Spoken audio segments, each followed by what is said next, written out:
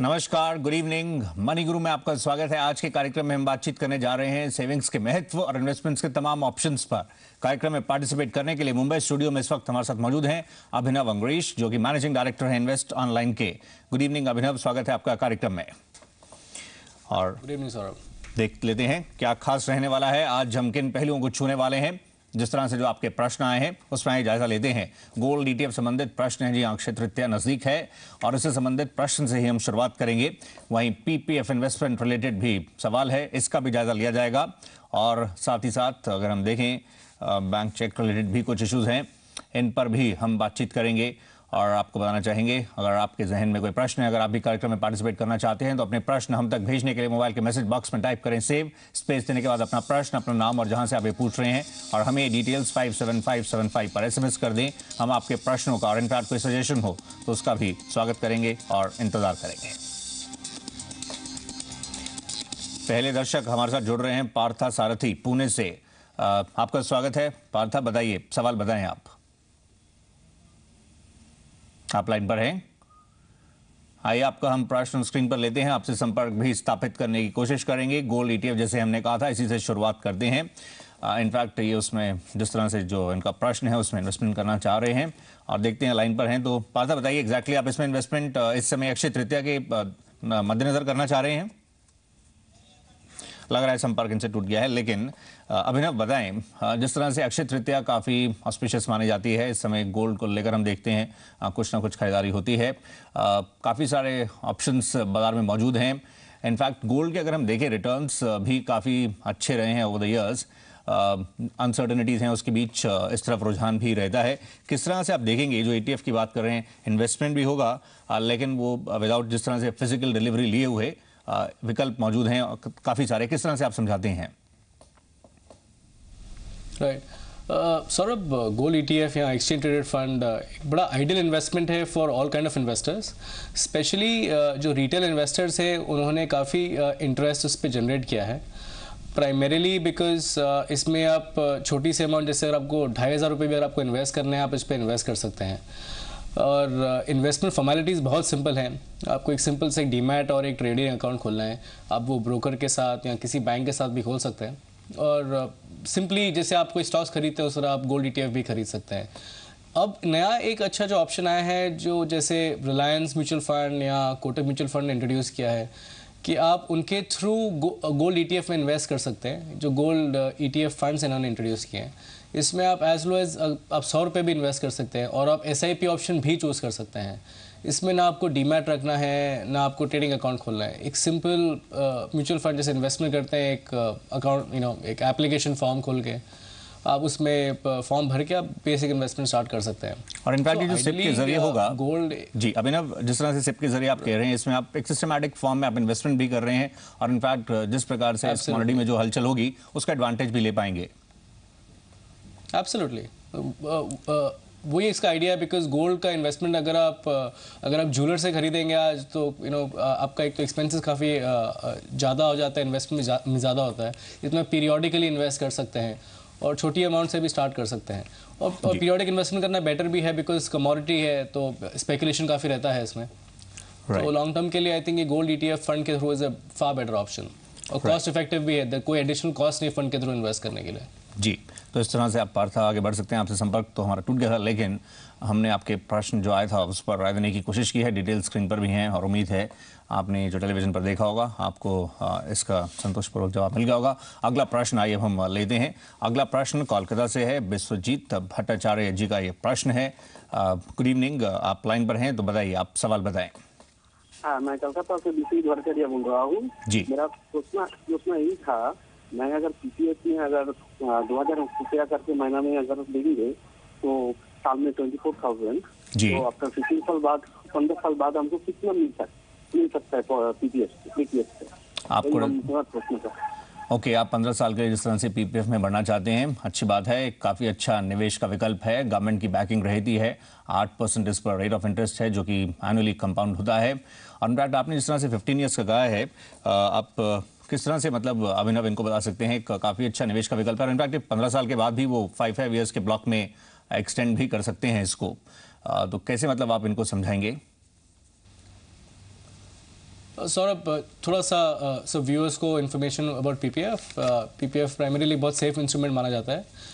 Besides आपको जो 8% annually compounded आपको रिटर्न मिलता है, इसमें आपको टैक्स बेनिफिट भी मिलता है अंडर सेक्शन 80C, जिसमें मैक्सिमम आप 70,000 तक आप पीपीएफ में इन्वेस्ट कर सकते हैं। पीपीएफ में या आप साल में एक बार कर सकते हैं या आप 12 इंस्टॉलमेंट्स में कर सकते हैं या 12 टाइम्स इन अ ईयर। तो अगर ये 24,000 रुपये साल के डाल रहे हैं तो 15 साल बाद अप्रॉक्सीमेटली करीबन 6.5 लाख के आसपास इनका टोटल अमाउंट बन जाएगा। प्लस इनको 5-5 साल की एक्सटेंशन भी मिल सकती है जी। और इनफैक्ट जो हम देखें, जो इन्वेस्टमेंट इसमें रहती है, जो भी इनको इंटरेस्ट मिलेगा वो भी टैक्स फ्री रहेगा। Absolutely, all investments in PPF are free of tax. जी, तो एक अच्छा ही निवेश का विकल्प है। इसके साथ इस तरह से आप सफर तय करें, एक लंबी अवधि का निवेश का विकल्प है। और आइए अब अगला प्रश्न हम लेते हैं, जो कि दिल्ली से है। गौरव अरोड़ा का ये प्रश्न है। आइए देखते हैं ये एसएमएस के जरिए जो प्रश्न है एग्जैक्टली क्या है। प्रश्न बड़ा इंटरेस्टिंग सा लग रहा है। इनफैक्ट ये डॉलर में इनको एक चेक मिला है। ओके, इनके एक फ्रेंड की तरफ से इनको मिला है और इनफैक्ट $150 का है। इसको इनकैश कराना चाह रहे हैं। किस तरह से ये आगे इसको लेकर बढ़ सकते हैं अभिनव? ये जो इनफैक्ट मिला है, ये अपने बैंक में जहाँ इनका अकाउंट है वहाँ अप्रोच करें इनफैक्ट फिर रियलाइजेशन के लिए, जिस कंट्री से इनफैक्ट ये है, किस तरह से पूरा वर्क करेगा, थोड़ा सा बता सकें आप? सौरभ, बड़ा सिंपल है। आपका जिस बैंक में अकाउंट है ये फॉरेन करेंसी इंस्ट्रूमेंट माना जाता है। आप इसको बाकायदा अपने अकाउंट में आप डिपॉजिट कर सकते, जैसे अपना लोकल चेक डिपॉजिट करते हैं। और ये जहाँ से भी ड्रॉ किया गया है, जैसे फॉर एग्जांपल अगर यूनाइटेड स्टेट्स ऑफ अमेरिका से किया है, ऑस्ट्रेलिया से किया है, सिंगापुर से किया है, वहाँ पे लोकल क्लियरिंग के लिए जाता है और जनरली आपके अकाउंट में फ़ंड्स आ जाते हैं। अप्रॉक्सीमेटली 3 वीक्स तक का टाइम लगता है ये फ़ंड्स आपके अकाउंट में आने के लिए। अब ये कई तरीके के चेक्स हो सकते हैं। ये बैंकर्स चेक हो सकता है जी, या ये ट्रैवलर्स चेक भी हो सकता है, but it has to be deposited in the account. जी, हो सकता है बैंक आपसे ये फंड्स का प्रूफ ज़रूर मांग सकती है कि आपको किस चीज़ के लिए आपको ये किस चीज़ के लिए फ़ंड्स आए हैं, या कोई आपने फॉरेन ट्रैवल किया है, ये उसकी बैलेंस है। अगर आपने बैंक से ये फंड्स विड्रॉ किए थे उसका बैलेंस है ये।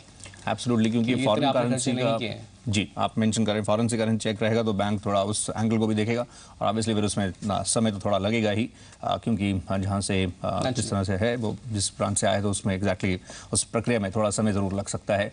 तो इस तरह से आप आगे बढ़ सकते हैं। गौरव, हम फिलहाल एक ब्रेक के लिए रुकते हैं। जिस तरह से अभी हमने फर्स्ट सेगमेंट में कुछ पहलुओं को छुआ है, निवेश के गोल्ड ETF संबंधित हमने बातचीत की, पीपीएफ का जायजा लिया, साथ ही जिस तरह से ये चेक रिलेटेड इशू था डॉलर में, जिस तरह से बता रहे थे कि इंडिविजुअल, इस पर बातचीत हुई। लेकिन ब्रेक के बाद जब हम लौट कर आएंगे तो कई और पहलू हैं जिन पर हम बातचीत करने जा रहे हैं, जिन प्रश्नों को हम शामिल करेंगे। सीनियर सिटीजन को लेकर जो निवेश के विकल्प हैं इन पर बातचीत करेंगे। जब इस उम्र में जोखिम कम लिया सकता है, रिस्क कम होगा तो विकल्प भी कम रहते हैं, लेकिन इंडिविजुअल प्रोफाइल को टच करते हुए हम आगे बढ़ेंगे।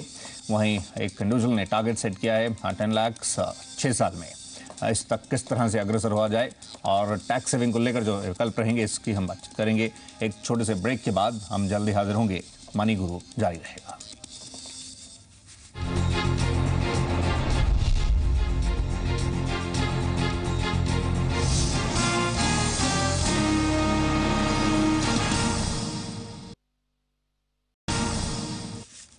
Welcome back. आज हम बातचीत कर रहे हैं निवेश के तमाम विकल्पों पर। आपके लिए कौन सा ज़्यादा बेहतरीन विकल्प है, आपके प्रोफाइल के अकॉर्डिंगली हम उसका जायजा लेने की कोशिश कर रहे हैं। ओवरऑल आपकी फाइनेंशियल प्लानिंग में हम आपकी हेल्प करने की कोशिश कर रहे हैं। अगला प्रश्न अब हम शामिल करेंगे और आपको बता दें कार्यक्रम में पार्टिसिपेट आज कर रहे हैं इन्वेस्ट ऑनलाइन से अभिनव अंग्रेजी साहब, जो कि मुंबई स्टूडियो में मौजूद हैं। और अगला प्रश्न मुंबई से ही है, दिनेश सिंह साहब का ये प्रश्न है। सिंह साहब, आप बताइए, सवाल बताएं। मेरा एनुअल इनकम करीब 6 लाख रुपए है, rent income. Okay, I am retired now. Right sir. अभी I want to invest some amount around 25 lakh rupees. ओके, तो मुझे कहाँ इन्वेस्ट करना चाहिए? अच्छा सिंह साहब, थोड़ा सा आप हमें ये बता सकेंगे कि आपकी जो अभी प्रेजेंट इन्वेस्टमेंट्स हैं, जो मौजूदा आपने निवेश किया हुआ है, वो कहाँ एग्जैक्टली किया हुआ है? मैंने कुछ एफडीज में इन्वेस्टमेंट किया हुआ है और कुछ समझो म्यूचुअल फंड में और कुछ शेयर्स में, इक्विटी में। राइट। इस उम्र में जिस तरह से वैसे तो जनरली कम रिस्क लिया जाता है, आप रिस्क को लेकर थोड़ा सा बता सकें, कितना आप रिस्क थोड़ा बहुत जोखिम लेने के लिए तैयार हैं या आप सेफ प्ले करना चाहते हैं? जी सिंह साहब। 50% जोखिम ले सकता हूँ। ओके, और ये टाइम फ्रेम कितना लेकर चल रहे हैं, कितने समय के लिए आप इन्वेस्ट करेंगे? टाइम फ्रेम तो मैक्सिमम 3 ईयर्स। 3 years, okay. 3 साल के लिए जिस तरह से आप इन्वेस्टमेंट करना चाह रहे हैं। अभिनव, आप बताइए, जिस तरह से इन्होंने मेंशन किया अपना प्रोफाइल एज इनकी 58 है, और इनफैक्ट ये जिस तरह से अभी इन्वेस्टमेंट का सोच रहे हैं, लेकिन इन्होंने टाइम फ्रेम 3 साल का ही दिया है। कैसे आप मतलब बताना चाहेंगे? इन्होंने बोला ये थोड़ा जोखिम लेने के लिए तैयार हैं। 3 ईयर होराइजन के साथ इस इन्वेस्टमेंट को आप किस तरह से एग्जैक्टली प्लान करेंगे इनके लिए? सौरभ, आईडी जब हम एसेट एलोकेशन करते हैं और इस वक्त जब वो रिटायर हो चुके हैं, हम सजेस्ट नहीं करेंगे कि वो ज़्यादा इक्विटी की तरफ एक्सपोजर लें या वो हायर रिस्क लें जी। तो अकॉर्डिंगली ये जो इन्वेस्टमेंट करना चाहते हैं, मेरी राय रहेगी कि ये इसको 3 भाग में स्प्लिट करें। एक कम से कम 50% ऑफ दिस एंटायर सम, जो 25 लाख की 50% अमाउंट होगी, करीबन 12.5 लाख रुपए, ये इसको डेट इन्वेस्टमेंट से रखें। प्राइमरीली जैसे FMPs होते हैं, जैसे फिक्स मैच्योरिटी प्लान्स, अगर आप आज भी देखें तो एवरेज 9.75 to 10% की यील्ड आती है FMPs में, और ये काफ़ी FD से ज़्यादा प्रेफर किए जा रहे हैं आजकल, बिकॉज इसमें डिविडेंड एक तो फ्री ऑफ टैक्स आता है इन्वेस्टर्स को। यहाँ अगर लॉन्ग टर्म FMP लेते हैं तो वो ग्रोथ ऑप्शन के थ्रू इंडेक्सेशन बेनिफिट भी ले सकते हैं। तो FD के मुकाबले टैक्स एफिशिएंसी के हिसाब से it is a better option for debt investments. अब जो बाकी 50% जो इनके फंड्स हैं, वो मैं सजेस्ट करूंगा या ये MIPs ले लें। तो ये जैसे बता रहे हैं कि ये थोड़ा सा रिस्क लेना चाहते हैं, थोड़े अग्रेसिव MIPs चूज कर सकते हैं। राइट। MIPs या मंथली इनकम प्लान्स जो इनको about 20-25% equity exposure, 75% to 80% into debt, और प्लस ये मंथली पे आउट ऑप्शंस भी ले सकते हैं। तो एक रेगुलर इनकम भी कंटिन्यू रहेगी। इसमें आपके जैसे HDFC MIP long term plan है, या रिलायंस MIP है, can Robeco monthly income plan है, ये प्लान्स चूज कर सकते हैं जो थोड़े से अग्रेसिव है नेचर में जी। 15% ऑफ द सम, जो 25 लाख की 15% जो एक अमाउंट होगी, मैं सजेस्ट करूंगा गोल्ड में भी इन्वेस्ट करें, बिकॉज ये इन्फ्लेशन को बीट करने में काफ़ी एक अच्छा इन्वेस्टमेंट रहेगा और एक पोर्टफोलियो बैलेंस भी रहेगा। राइट। तो इस तरह से अगर अपने पोर्टफोलियो ही अगर स्प्लिट करके अगर बनाएं तो definitely it will be a better option for his age and time period. Right. आपने इस तरह से तमाम पहलुओं को छुआ है, गोल्ड का भी आपने जिक्र किया, और इनफैक्ट MIP का भी जैसे बता रहे थे, इस पहलू को भी अगर हम थोड़ा सा क्लियर कर दें सिंह साहब के लिए भी, बाकी व्यूअर्स के लिए भी। आपने इसे बताया जिस तरह से रिटर्न्स मिल सकते हैं ये मंथली इनकम प्लान्स में, लेकिन उस प्रकार की गारंटी तो नहीं रहेगी कि मंथली इस प्रकार से इनकम मिलनी ही मिलनी, कोशिश जरूर की जाएगी। एब्सोल्युटली। देखिए, कोई भी आपका जो म्यूचुअल फंड्स में निवेश होता है उसमें कोई गारंटी नहीं होती है नेचुरली, बिकॉज एक NAV बेस्ड इन्वेस्टमेंट होता है, तो you not permitted to give any guarantee. But अगर आप थोड़ा सा ट्रैक रिकॉर्ड भी अगर आप देख के चलें और अगर आप समझे इन्वेस्टमेंट कैसा हो रहा है, तो लॉन्ग टर्म बेसिस पे these investments have always proven very beneficial for investors. Right. तो इस तरह से आप आगे बढ़ें, ये विकल्प रहेंगे, और हमने ये पूरी बातें जिस तरह से आपको क्लियरली समझाने की कोशिश की हैं, तो उसके अकॉर्डिंगली आप आगे बढ़िए। आइए अगला प्रश्न हम लेते हैं। अगला प्रश्न क्रांति वानखेड़े साहब का है, लाइन पर हैं, तो प्लीज बताइए, आप सवाल बताएं।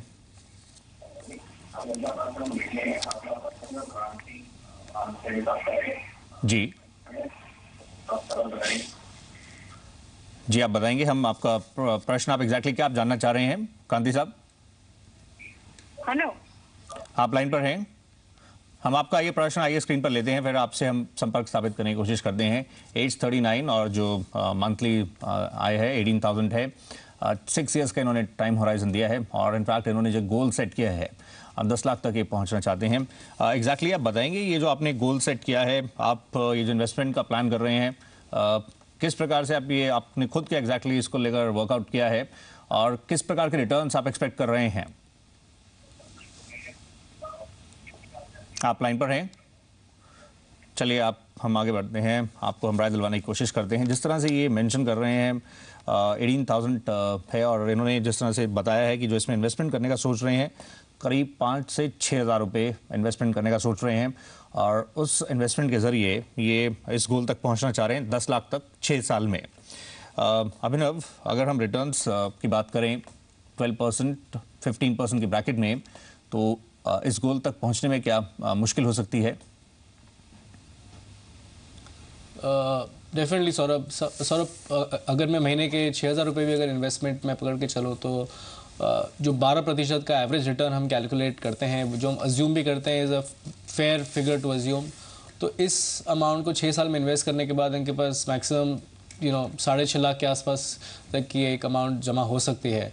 अगर मैं थोड़ा अग्रेसिव भी हो के 15% भी अगर करूँ कि 15% एनुअलाइज रिटर्न आएगा इनके मंथली इन्वेस्टमेंट पे, तो भी 7 लाख से ज़्यादा तक की पूंजी जमा नहीं होगी। इसके ये जो इनको 10 लाख का जो इनको अमाउंट चाहिए 6 साल में, इनको कम से कम 9,500 के आसपास हर मंथ इन्वेस्ट करना पड़ेगा, तभी जाके वो 12% के हिसाब से इनका ये टारगेट सेट हो सकता है। अगर अभी नहीं कर सकते तो ग्रेजुअली जैसे जैसे इनकम बढ़ रही है ये अमाउंट बढ़ा सकते हैं, और एक एवरेज अगर इसके पास अगर आ जाए 9,500 के आसपास तो इनका ये अमाउंट जमा हो सकता है। मैं ये सजेस्ट करूँगा कि 2 लार्ज कैप फंड्स चूज़ करें। एक आपका HDFC टॉप 200 फंड है और दूसरा ICICI Prudential focus blue chip fund. इन दोनों फंड्स में equal amounts every month invest करें। और आज अगर ये 9,500 इन्वेस्ट नहीं भी कर रहे, छोटे अमाउंट से स्टार्ट कर रहे हैं, जब फंड्स बढ़ाएं तो इन्हीं 2 फंड्स में ऐड करें जी। न्यू स्कीम्स ऐड ना करें, because large cap long performing अच्छी स्कीम्स हैं, तो I don't see any reason कि कुछ इनको स्कीम्स भी ऐड करने की जरूरत पड़ेगी। इनफैक्ट जिस प्रकार के रिटर्न डेफिनेटली अमाउंट बढ़ाना इज वेरी इंपॉर्टेंट। एब्सोल्युटली। ये जिस तरह से हम देख रहे हैं, कोई टीचर हैं ये, और हमने जिस तरह से इनके प्रश्न को एड्रेस करने की कोशिश कर, इनफैक्ट ये आप देखें तो इस तरह से आप ये बढ़ सकते हैं आगे। डिटेल स्क्रीन पर हैं और किस प्रकार के रिटर्न्स भी रहे हैं, अगर हम देखें पास्ट रिटर्न्स वो भी स्क्रीन पर हैं, तो उसी प्रकार से अगर हम देखें रिटर्न्स आगे अच्छे रह सकते हैं, लेकिन ये एक इंडिकेटिव है कि इस प्रकार से रहे हैं तो आगे उस प्रकार से गारंटी तो नहीं है, लेकिन फिर भी अच्छे रिटर्न्स आपको मिल सकते हैं। अब हमने जिस तरह से बताया है, इन पहलुओं को गौर करते हुए आप आगे बढ़िए, और जिस तरह से अमाउंट है वो आपको उसको थोड़ा इंक्रीज करना पड़ेगा, इन्वेस्टमेंट का जो अमाउंट आप प्लान कर रहे हैं। अगला प्रश्न आइए हम लेते हैं रितेश मुजराल साहब का। ये पुणे से सवाल है और SMS के जरिए है, और प्रश्न है इनका इनफैक्ट टैक्स सेविंग के जो तमाम विकल्प हैं उनको ये तलाश रहे हैं। और इनफैक्ट जिस तरह से हम देखें ये जो शुरुआती महीने हैं इस फाइनेंशियल ईयर के, उसमें ही उस तरफ ये गौर कर रहे हैं। अच्छी बात है। एज 29 इन्होंने अपना एनुअल पैकेज मेंशन किया है, और इन्वेस्टमेंट के अभिनव जिस तरह से ATC के तहत हम देखें तमाम विकल्प हैं, PPF भी हो, म्यूचुअल फंड के लिए से स्कीम्स भी हों, बैंक्स को लेकर हम FDs जो हैं 5 साल के वो भी हैं, एक लंबी चौड़ी लिस्ट है। किस तरह से आप मतलब इनको बताएंगे, ATC हो, ATD हो, ATCCF हो, ओवरऑल किस तरह से आप इनके लिए पूरा प्लान करेंगे? सर पहली बात जैसे आपने बताया, अच्छी बात है कि कोई अप्रैल मई के मंथ में साल की टैक्स प्लानिंग की बात करता है, बिकॉज जनरली सब Jan to March क्वार्टर में ही बात करते हैं टैक्स सेविंग की। It becomes easier to invest over the period, so that जो आपका लास्ट क्वार्टर में आपको एक ज़्यादा अमाउंट इन्वेस्ट करने का प्रेशर नहीं आता है। कमिंग टू इन्वेस्टमेंट्स, ऑप्शंस काफ़ी हैं।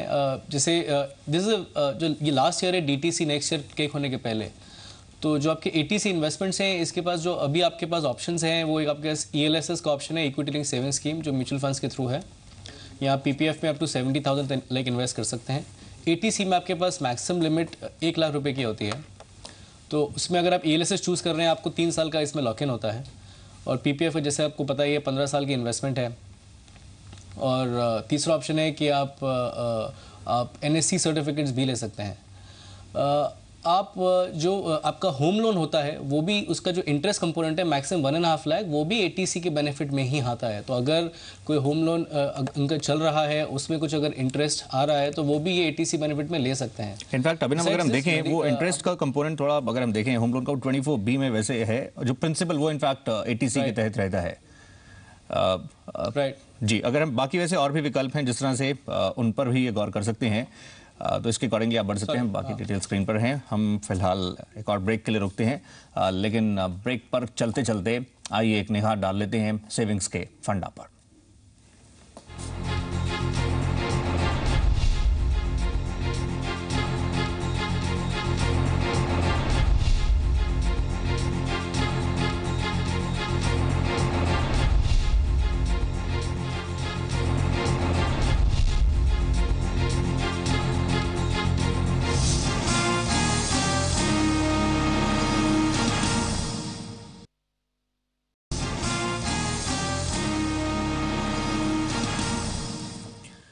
Welcome back. ये आखिरी सेगमेंट है और आइए हम आखिरी प्रश्न अब हम शामिल करते हैं जो कि गोवा से है।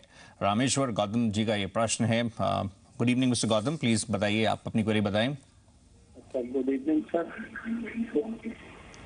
जी प्लीज बताइए। सर मेरा SIP है HDFC टॉप 200 में 2000, HDFC इक्विटी 2000, मिड कैप 2000 और HDFC प्रूडेंस में 5000 की। ओके। तो मैं 11,000 पर मंथ इन्वेस्ट कर रहा हूँ सर SIP के थ्रू। जी अच्छा है, बताइए।